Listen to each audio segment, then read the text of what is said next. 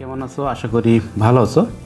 আমাদের ধারাবাহিক ক্লাস মানে বেসিক গ্রামারের যে ক্লাস নিয়ে কিন্তু আমরা লঞ্চ করছি, সেইটা হচ্ছে প্রোনাউন। আজকে সেইটা প্রোনাউনটা তুমি কীভাবে বুঝবা, প্রথম স্টেপে তুমি প্রোনাউন কাকে বলে এটা জেনে নিতে হবে। প্রোনাউন হচ্ছে এটা সর্বনাম বলা হয়, নাউনের পরিবর্তে যে শব্দ ব্যবহার করা হয় সেটা প্রোনাউন বলে।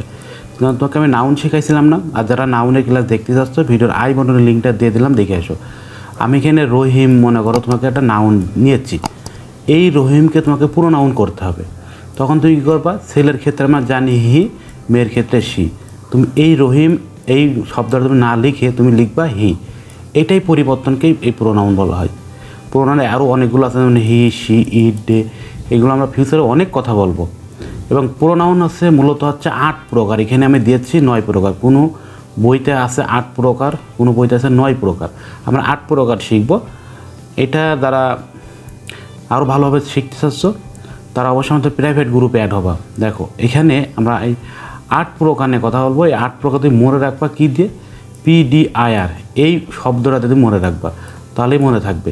পিটি দেখো কি মনে রাখবা, পিতে আমরা 3টা জিনিস এখানে আলাদা করো। পিটি পার্সোনাল প্রোনাউন, দেখো আর কি হচ্ছে পিটি পসেসিভ প্রোনাউন। এটা আমাদের পিতে করলাম। ডিতে দেখো ডিতে ডিস্ট্রিবিউট প্রোনাউন, ডিতে দেখো ডিমনস্ট্রেটিভ প্রোনাউন, ডিতে এইগুলো আমরা পেয়েছি। এবার দেখো আইতে দেখো কীগুলো, ইন্টারোগেটিভ পেয়েছি, ইনডিফিনাইট পেয়েছি। এই দুইটা কিন্তু আমরা আইতে পেয়েছি। এবার আরতে কী পেয়েছেন, আরতে দেখো রিলেটিভ প্রোনাউন, আরেকটা দেখো আমরা পেয়েছি রিসিপ্রোকাল প্রোনাউন, দুইটা। তাহলে দেখতে পারতেছো আমরা এই PDIR দিয়ে আমরা এইগুলো মনে রাখবো, মনে রাখার টেকনিক। এবার দেখো পার্সোনাল প্রোনাউন নিয়ে আমাদের অনেক কথা হবে ইন ফিউচারে, আর এইগুলো তোমরা এক নজরে একটু মুখস্থ রাখবা। যারা একেবারে উইক স্টুডেন্ট, এগুলো কিন্তু পরীক্ষার জন্য অনেক লাগবে। কেমন দিস, দ্যাট, ডোজ, এইগুলো কোন প্রোনাউন তোমাকে পরীক্ষায় যারা অ্যাডমিশন দেবা বিভিন্ন চাকরি পরীক্ষায়, তাদের জন্য কিন্তু প্রচুর পরিমাণে লাগে। আমি এটা এক জায়গায় করে দিয়েছি, তোমরা এইগুলো মুখস্থ রাখবা। আর এইগুলোর ব্যাখ্যাগুলো পরবর্তী ক্লাসে আমি একটা একটা তোমাকে আমি দিয়ে দেবো।